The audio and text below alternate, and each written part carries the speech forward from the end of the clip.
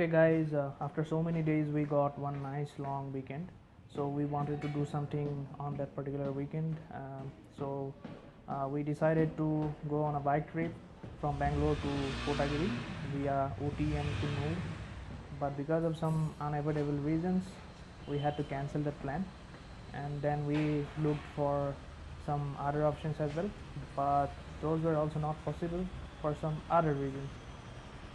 Finally we decided to go to Mysore from Bangalore, and you guys should know that the road to Mysore from Bangalore is not really good for bike riding because the traffic is really bad on that particular road, and you won't get the satisfaction of bike riding normally what you get when you ride on a proper highway.